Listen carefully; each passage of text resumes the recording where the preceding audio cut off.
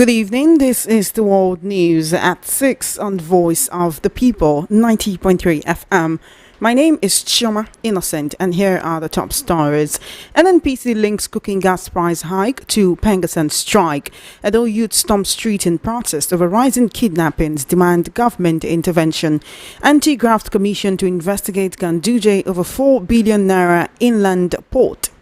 Details now.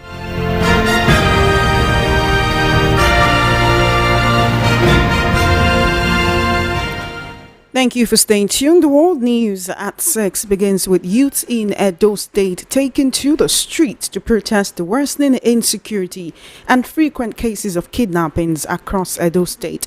The protest tag Walk Against Kidnapping in Esa Land, Edo, began today in Ekboma and is scheduled to continue tomorrow, October 7 in Ira and October 8 in Urami. In a trending video on X, formerly Twitter, protesters were seen carrying placards with inscriptions such as "End Kidnapping in Edo" and "We deserve to be safe." One of the participants addressing the crowd urged citizens to take collective responsibility in combating insecurity, stressing that everyone must remain vigilant and report suspicious movement to the appropriate authorities. The protest comes amid a series of disturbing incidents of abductions and killings in the state. On September 6, suspected kidnappers abducted 18 passengers traveling from Edo to Abuja. While the police later confirmed the rescue of 16 victims, the whereabouts of the remaining passengers remain unknown. A day later, tragedy struck when 8 personnel of the Nigerian Security and Civil Defense Corps (NSCDC) and the civilian were reportedly killed by suspected kidnappers in Okbela, Isako East local government area during an attack that also led to the abduction of a Chinese expatriate working at the Bua cement site. In another recent case, a newly called bar lawyer, Peace Onyesom, and her sister, Gift Onyesom, were kidnapped along the Okene-Auchi Road. However, they regained their freedom 5 days ago.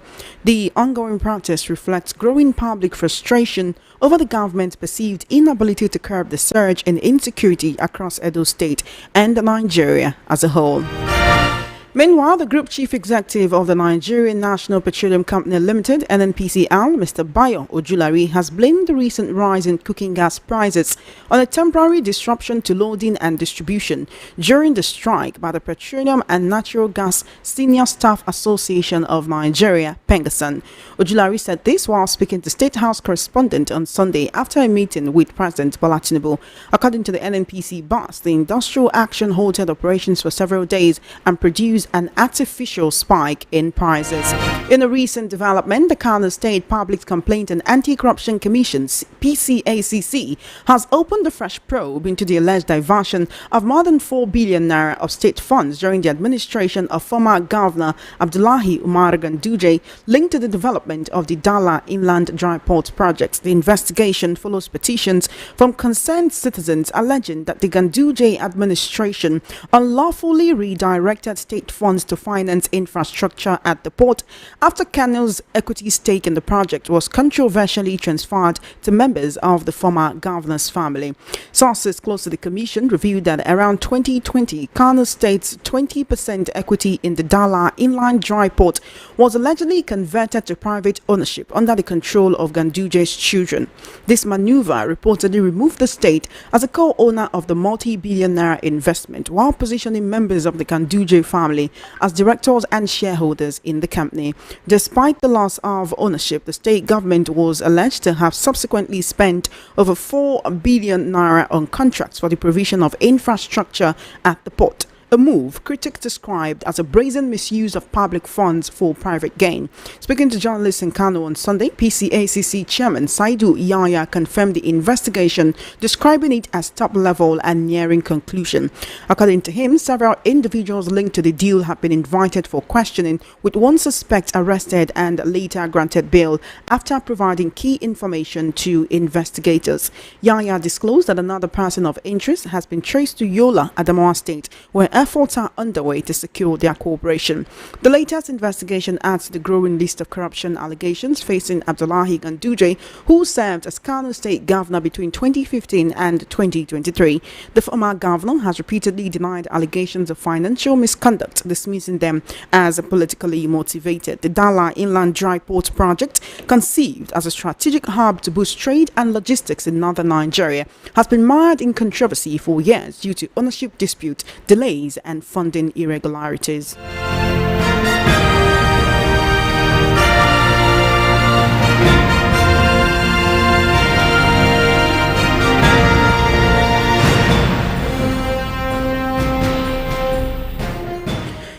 Meanwhile, the African Democratic Congress ADC has accused the President Bola Tinubu of shielding Uche Nnaji, the Minister of Science, Technology and Innovation, despite allegations that he presented forged academic credentials.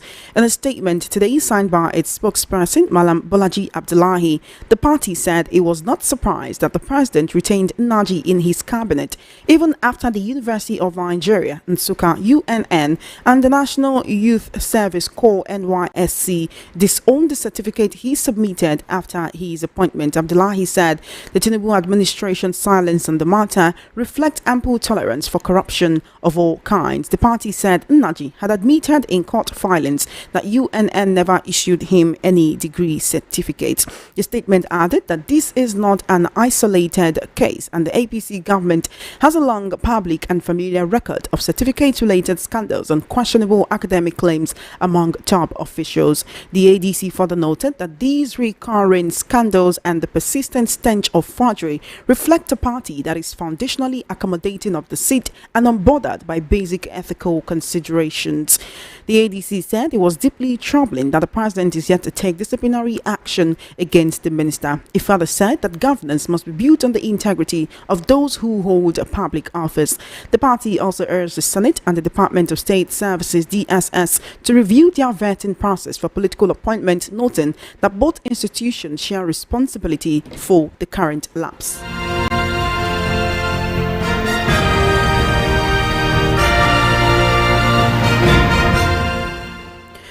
Meanwhile, a fresh legal suit has been filed before the Federal High Court in Abuja, seeking to stop former President Goodluck Jonathan from contesting the 2027 presidential election. In the suit, the plaintiff lawyer, John Mary Chukwukasi Jideobi, asked the court to issue a perpetual injunction restraining Jonathan from presenting himself to any political party for nomination or participation in the 2027 presidential poll. The suit also urged the court to bar the Independent National Electoral Commission (INEC) from accepting or publishing Jonathan's name as a presidential candidate from any political party. Jonathan, INEC, and the Attorney General of the Federation were listed as the first, second, and third defendants, respectively. The plaintiff asked the court to determine whether under sections 1, subsection 1, 2, and 3, and section 137, subsection 3 of the 1999 Constitution as amended, Jonathan is eligible under any circumstances whatsoever to contest for the office of the President of the Federal Republic of Nigeria. He further sought 4 main declarations, including that Jonathan is constitutionally ineligible to contest or occupy the office of President again, that INEC lacks the power to receive or publish his name as a candidate in the 2027 or any future presidential election, and that both Jonathan and INEC be restrained by perpetual injunction from any such participation or recognition. The plaintiff also asked the court to direct the Attorney General to ensure full compliance with any orders issued by the court. In an affidavit filed in support of the suit, one Emmanuel Agida described himself as an advocate of constitutionalism and the rule of law. He argued that allowing Jonathan to contest and possibly win in 2027 would violate constitutional limits, as it would mean he had exceeded the maximum of 8 years a president is permitted to serve in office.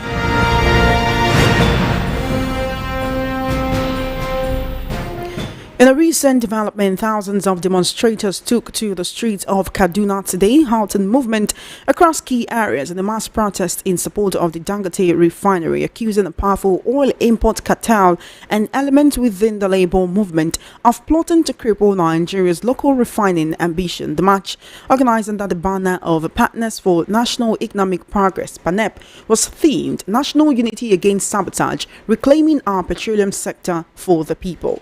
Protesters called on the federal government to act swiftly to protect the multi-billion-dollar refinery from systematic attacks allegedly engineered by vested import interests. The demonstrators gathered at the Murtala Mohammed Square before marching through major streets including Alkali Road, Ahmadu Bello Way and Muhammadu Buhari Way. They carried placards reading "Protect Local Refining, End Fuel Import Cartel and Support Dangote Refinery." Speaking at the rally, one of the group's leaders, Igwe Ude Umanta, said the protest was part of a nationwide campaign that began in Abuja on October 2nd. He drew parallels between the collapse of Kaduna's once thriving textile sector and what he described as an emerging plot against the country's refining industry. He also accused the Petroleum and Natural Gas Senior Staff Association of Nigeria, Pengasan, of colluding with fuel importers to undermine local production, branding their recent actions as economic terrorism. PANEP demanded that the federal government either ban fuel importation outright or impose heavy tariffs to protect domestic refining and allied industries. Another protest leader, Dahiru Maishanu, accused the union of overstepping its bounds. The group urged President Bola Tinubu, who also served as Minister of Petroleum Resources, to intervene immediately and ensure that local refineries receive crude oil at the same rate offered to foreign refineries. Maishano further accused the cartel of blocking the sale of locally produced liquefied petroleum gas and aviation turbine kerosene, allegedly to keep prices high and preserve monopoly profits. Meanwhile, the National Secretary of the African Democratic Congress (ADC), Rauf Aregbesola, has called for greater transparency in the activities of the Independent National Electoral Commission (INEC). Speaking today in Abuja during a panel discussion on the title "Innovation in Electoral Technology 2015 to 2025", Aregbesola submitted that Nigeria must change the process of choosing who becomes the INEC chairman. He observed that as things stand, there is too much power in the hands of a single individual in managing the affairs of INEC as well as the outcome of elections in the country, and this has to change. The former Osun State governor also disclosed that he has benefited from what he described as election shenanigans, but called for a change in the process so as to guarantee free and fair elections in Nigeria. Speaking further, the former Interior Minister urged INEC to be transparent and clear about the technology it intends to use for the elections. He stated that there is too much hidden from public eyes in the deployment and consistency of the bimodal voter accreditation system (BVAS), adding that the law requires INEC to publicly demonstrate the technology it intends to use during elections. You're still listening to the World News at 6 right here on Voice of the People 90.3 FM. We'll take a short break and return with more stories. Stay tuned.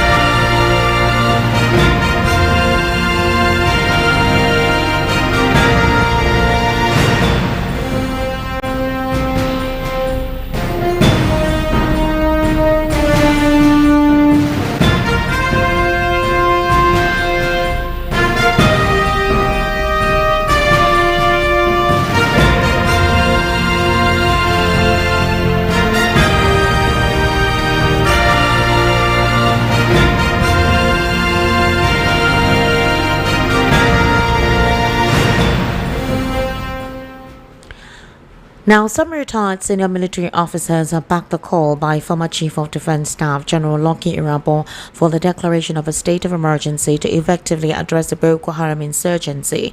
Irabo, who served as the CDS under Buhari's administration, wrote the government has not yet mastered the political will and instruments to declare a war against Boko Haram. With an emergency proclamation backed by the National Assembly, there will be greater and more focused attention by the government to galvanize all the elements of national power towards the war. Despite being degraded by the military following the killing of many of its top commanders and the arrest of hundreds of its foot soldiers, Boko Haram attacks in the north have intensified recently, causing widespread destruction and displacement. Last week, the group seized the border town of Kirawa in Borno State, forcing thousands to flee to neighboring Cameroon. The attack led to the destruction of a military barracks, dozens of homes, and the palace of the district head.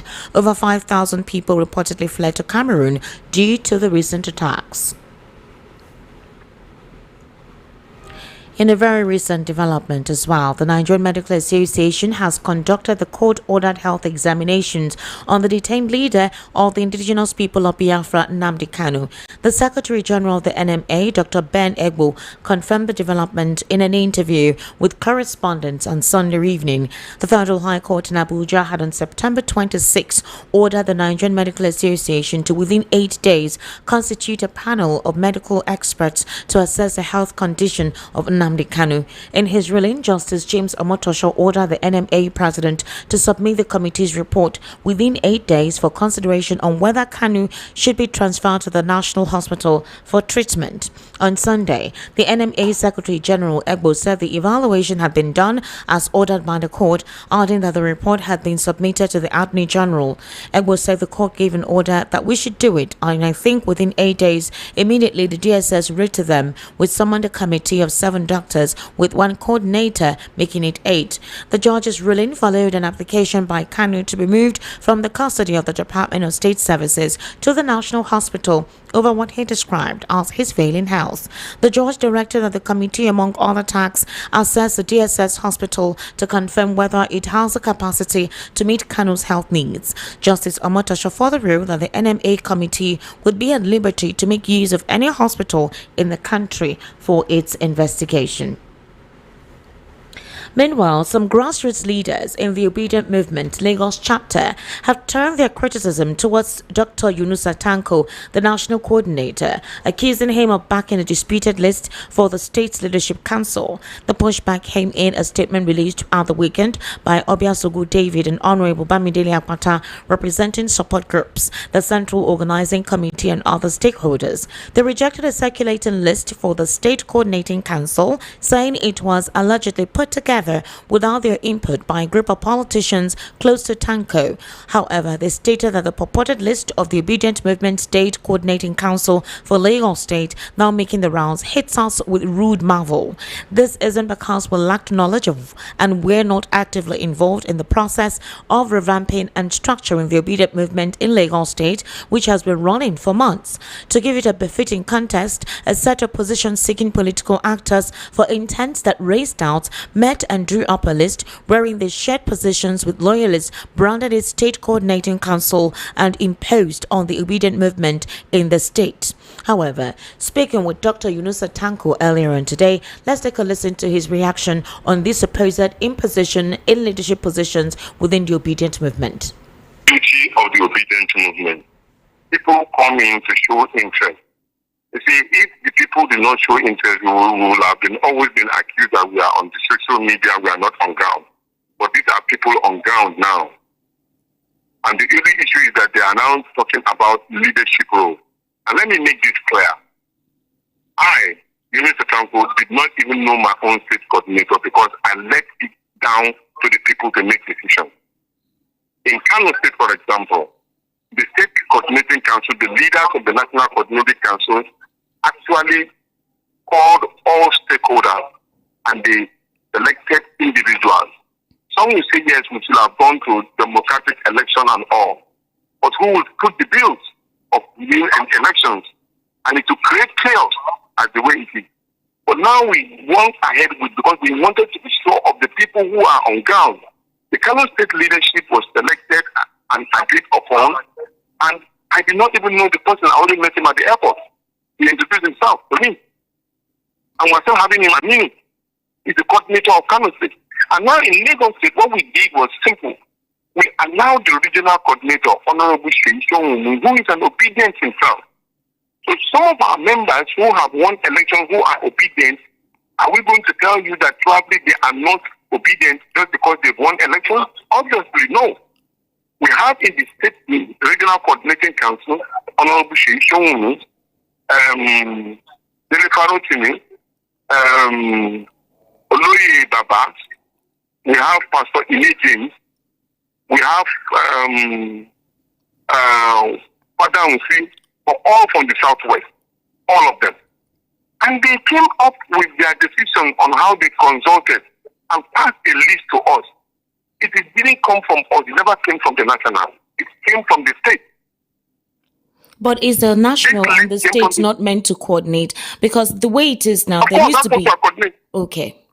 That's what we are coordinating. It has a process. The regional coordinates all the states under their leadership. Honorable Sheyi Sohunmu is the regional coordinator. And in his regional coordinating council, he has already met with people who nominated into that particular Lagos State chapter. And so he is to feed us back from their own regional discussion and state, in particularly Lagos. And so we subjected this to them to decide.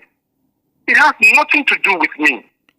Okay. Nothing. All right, sir. We did not appoint anybody. All right, but here's the thing. Here's the thing, sir. There are fears that if things are not properly taken care of, because they have accused Mr. Peter Obi himself of not harnessing the obedient movement. He left them to the wind with the kind of support base he had. He did not coordinate them. He did not principle the movement. And so the movement just went several places, and no one can take accountability of the actions of the obedience. And some of them have decamped to other political parties where they think there is more structure and there is center. Others who remain feel they are flailing because they don't understand what the movement is, specifically now that Mr. Peter Obi seems to be almost harassed on a daily basis, everywhere, anytime and anywhere he goes, and they're always defending. So in this particular situation, do you think that the obedient movement may be replicating what other political parties do, where people are imposed despite consultation, but at the end of the day, some persons at the top will say, let this person be in charge, let this person be in charge. There will be internal dissatisfaction, and which could lead to a polarization within the movement. What's your reaction to this? Let me explain. Within the 1 year that we are in office, the obedient movement has grown from leaps and bounds, and I have my part. We've been able to organize ourselves. We have regional coordinators, we have national coordinators, we have support group coordinators. All of them are intact and they are working. We have directorates. All of them are working, and they may not be perfect, but they are working and responding to issues. Now, two, again, we have state coordinators. Where you never thought the obedient movement were, we're there now. I am speaking to you on the plane. I'm from Adamawa State. You can do your verification. Before, was obedient movement have that much in Gombe, Sokoto, Kebbi, Kano, and all of that? Obviously, no. But now I can give you phone numbers of people who you can reach out to, and they are there. They are building structure down to the ward level. We're not intensive, we are focused. We want to cover the 176,000 polling units, and that's exactly what we are doing. And we're focused on it. So yesterday, within 1 week, I've been able to inaugurate 4 states. 4 state leadership in Gombe, Adamawa, Yobe, and Maiduguri State. It's all in the news. You can see. All right. So, and saying that Mr. Peter Obi left them on control is not true, because he knew where the challenges was at the past election, and it's time to make sure it is blocked, and it is being blocked continuously. So the show of interest by people is part of the building block, is part of the interest being built. Because Because before, if they are not interested, they wouldn't be ranking for position of leadership. But now they are showing interest. So it is now there for us to now find a kind of a meeting point where the dispute can be settled. That is exactly what we are doing. So we are growing. All right, Mr. Yunus Atanko, finally, because I know you're busy. Is Mr. Peter Obi deputizing Atiku Abubakar in the ADC? A lot of people are suggesting it because they think that what happened. Not at all. Not at all. Not at all. Nothing of that thing was put on the table for Mr. Peter Obi. He only joined the coalition based on the fact that we are putting people out of poverty. We are trying to make sure that the health situation is corrected in Nigeria, education and all. Those were the issues that brought him into that particular coalition. And it was absolutely agreed right from the beginning that that particular coalition would be a thing in 2027 election. After Nnamdi election, Mr. Peter Obi will make his position known to the whole world to know. So he is not interested. He is going to be on the ballot by the grace of God, and it will be on understanding by all.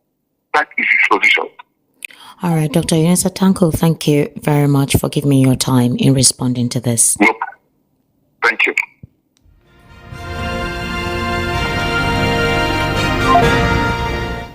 And that was Dr. Yunus Atanko, the director of the Obedient Movement, clarifying on certain positions being talked about within the Obedient Movement, and obviously re-emphasizing that there is no talk whatsoever being put on the table of Mr. Peter Obi to deputize Atiku Abubakar. Now, I'm very sure that you well know that there have been talks of Peter Obi to deputize Atiku Abubakar, and that there is a possibility with this on ground right about now that Peter Obi may not run with the ADC. Well, one of the aides to Atiku Abubakar, Demola, very recently in a podcast interview with Seun Okinbaloye, that's a Mycon podcast, said that the only strong possibility for unseating President Tinubu is for Atiku and Peter Obi to work together. Apparently, maybe the idea is to put this idea in the media and possibly hear what Obedient and Peter Obi needs to say about this. But the big question, Chema Innocent, is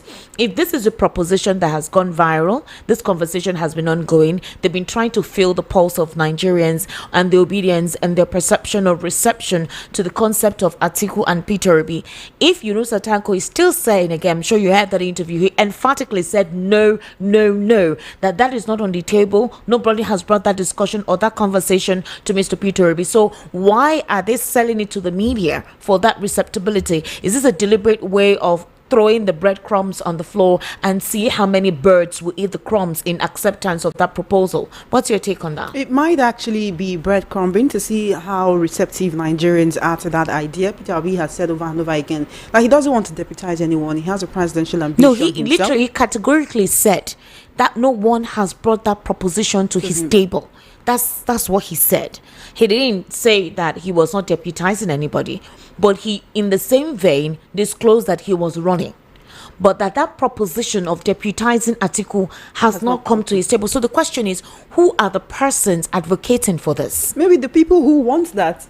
And I think that's just the answer. But the age of Atiku Abubakar, I think just this weekend, on Friday or so, he had an interview with Seun Okinbaloye via the Mycon podcast. He has this podcast that he does. Yeah. And on that particular interview, he actually said that the only way that President Bola Ahmed Tinubu can be unseated in 2027 is if Peter Obi and Atiku work together. Remember that this ticket was flown in 2019. It did not work, although now in the political space the dynamic has changed. And I'm sure the Obedient Movement as well as the APC supporters have learned lessons from what transpired in 2023. They would not allow what happened in 2023 anymore, as you're seeing stringent activities across some states, especially APC led states, against opposition. They are locking the loopholes, they're bridging the gap, and they're ensuring that what happened doesn't happen.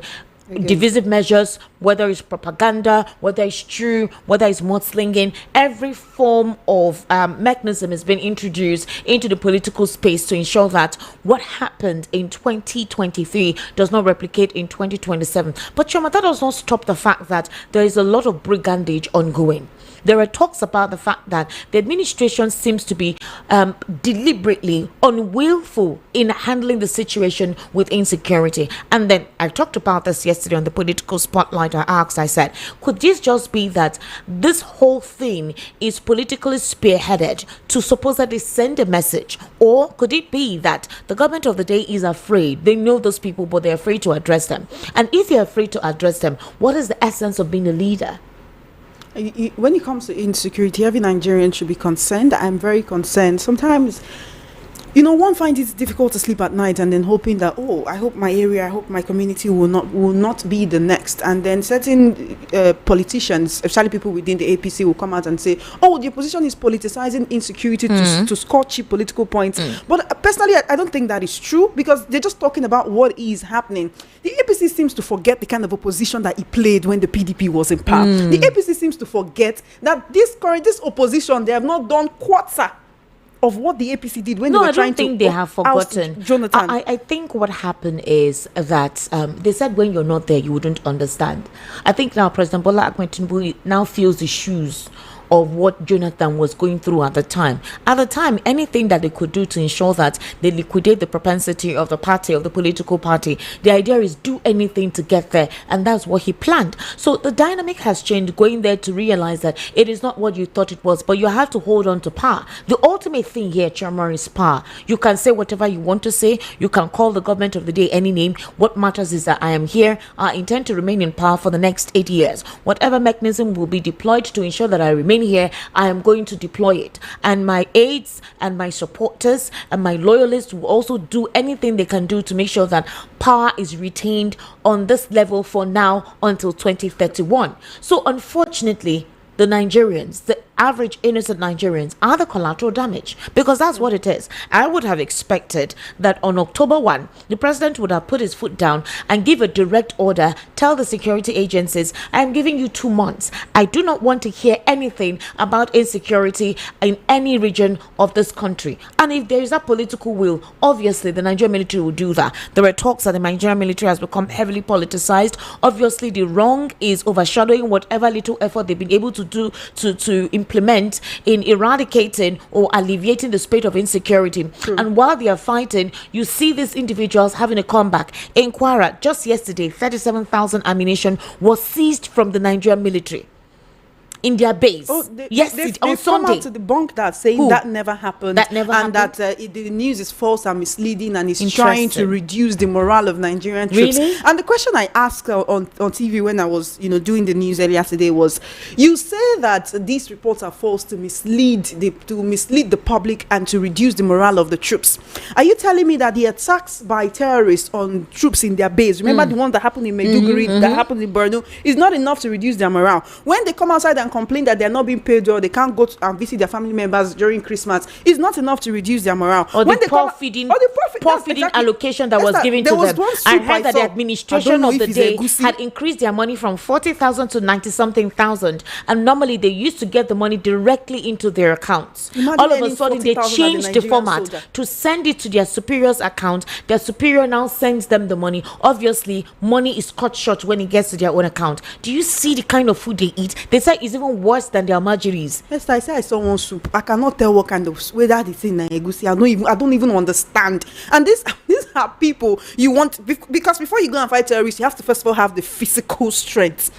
You have to have the emotional and mental power to even go and fight them. And you're saying, this is something that shouldn't have even made it to the media at all, if indeed it was false. And at the end of the day, we take it back to politics. If the opposition is really, really serious about wresting power from the APC in 2027, you would think that they know what to do. They should shelve their political ambition, put it aside, and then consolidate, come together. I mean, the ADC, the SDP, the PDP, this is the time for all of them to come together and field one very strong candidate. I don't know what the agenda is. Maybe for now they are doing what you call tattling for now. Maybe by 2026 they will realize what they want to do. But I feel that it's already too late, because the APC at the time did not wait a year before the general elections before they were able to galvanize and coordinate themselves together. They were planning ahead, and they made sure that the administration of Jonathan did not sit on a cool floor. there was always hot coal under the buttocks of Jonathan, under the APC at the time, headed by the current president. You saw the mass protests. Our religious leaders were active. Traditional leaders were active. Choma, I am very sure you heard about the whole thing from the United States of America concerning the supposed Islamization agenda against Christians in Nigeria from Senator Ted Cruz. Choma, do you know that all the political appointees of this administration that have been quiet whenever they hear about one violent activities in Kwara State, one in Jos, in Maiduguri or Benue or whatever, aside from the cry on social media, I was shocked to see all of them speaking up. I never knew that those guys were active. I never knew they had vocal cords. I never knew that their thumbs could write on their phone pads to quickly debunk the supposed thoughts and information from the United States that Christians in Nigeria were being mutilated by certain individuals who are considered to be extremists. I never knew they could do that. But however, insecurity is affecting every region, every corner of the country, and all that is being discussed is politics ahead of 2027. It feels like the administration of the day doesn't understand that these are the works that will determine Nigerians' supposed support towards you in 2027. Goodluck Ebele Jonathan has been the Federal High Court in Abuja was today asked to issue an order of perpetual injunction to restrain Goodluck Jonathan from presenting himself to any political party in the country for the purpose of contesting the 2027 election. This is that they don't even want him to be in any political party. They just want him to be cooling off somewhere and become a political consultant or an elder statesman that they can go meet for advice. But they don't even want him to join any political party. We've heard talks of Goodluck Jonathan wanting to join the PDP. We've also heard talks that the ADC too is trying to bring him in. And finally, we heard that there is a strong penchant or possibility that he may join the ADC. And today, being Monday, October 5, right? Today is October 5 or 6. We're hearing that, the Federal High Court has been asked to issue a perpetual injunction. Choma, in 2023, a court ruled that Jonathan can actually contest. Because at the time, it was at the last minute, Jonathan decided to step away. But they ruled that he was clear to contest. So the question is, has it gotten to this point that anyone that is considered to be a threat to contest seem to drive up or whatever motive at any point in time to obstruct that person? Choma, is there no Nigerian based on the constitution who has a right to vie for political office, to express his intent to vie for that office? Every Nigerian has the right to contest, and you have the right to campaign, and if people love you, they will vote for you. The argument when it comes to Jonathan is he's been sworn in twice, right? But the first time it wasn't his fault. He was completing the first tenure of Muhammadu Yaradua, former President Yaradua, who unfortunately died in office, and then the second time it is normal based on the constitution. If anything happens to the president, automatically the vice is sworn in. Yeah, that's the premise for a lot of people who say he should not come and contest because he's been sworn in twice.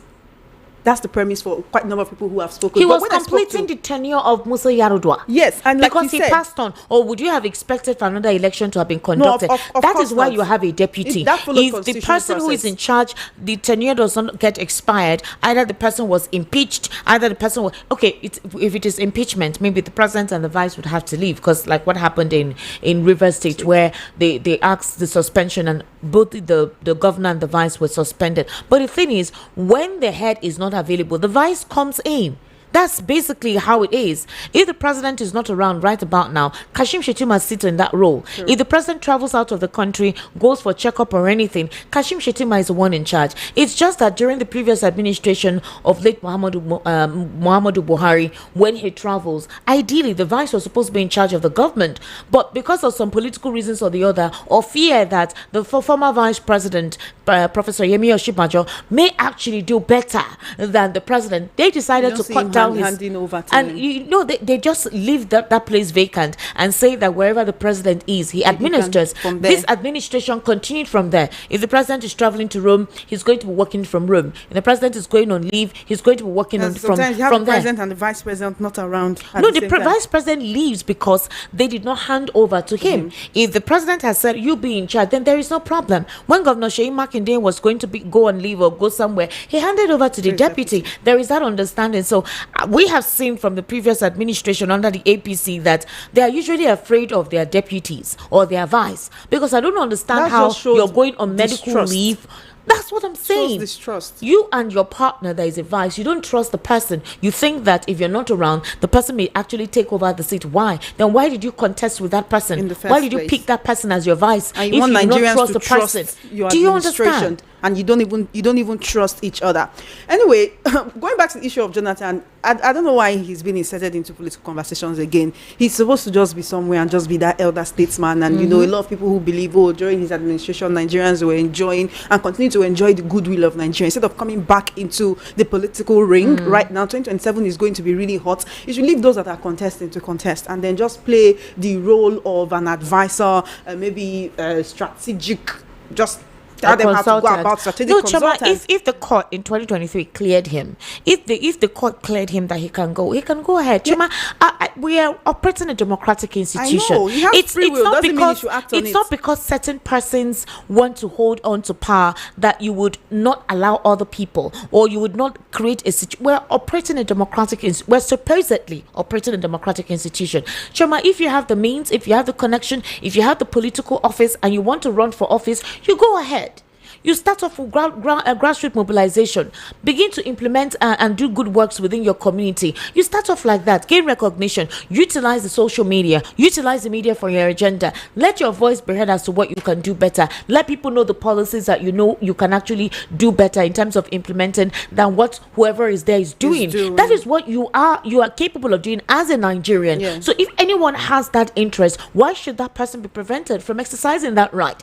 Any Nigerian at any point in time has the jurisdiction and the right to campaign for office. Unfortunately, the way politics is done in this part of the world is very funny. You need money to run that, and that's why you see a lot of persons cannot just go into it because of how financially intensive it is to actually be part of the political movement. And if you are able to make politics unattractive, I think people will get in there to serve and not to recoup the money they had used before they got that position, either in campaigning or trying to lobby people. Do you understand what I'm trying side. to say? That is just the unfortunate thing. If you're serving the people for interest. You're not serving the people to go there and get the money that you have used while you were campaigning and while you were lobbying. And unfortunately, if politics continues to be a financial inducement, an attractive mechanism, or a capitalist venture for business for certain persons to recoup money, it will always be like that. You wouldn't have adequate leaders really wanting to serve the interests of the people, but themselves. See them putting political interests first and their family interests first. When you talked about the grassroots, and that's one thing I think the APC has hacked. The APC will be a very difficult one to beat in 2027, not just because that they are the party in power, but because they are doing everything they can to, quote and unquote, like many political analysts will say, intimidate the opposition. Malami was attacked again last week. Yes. In Kebbi for the second time in less than a month. Why? What's happened? From El-Rufai being attacked in Kaduna, Rose Vival in Lagos. Why? What's going on? And do we now advise the opposition to give fire for fire? That's not what it should be. We are preaching peace. We cannot say, okay, because one side is coming with violence, we're still in 2025. We're still in 2025. By June 2026, primaries will start. Do you know that?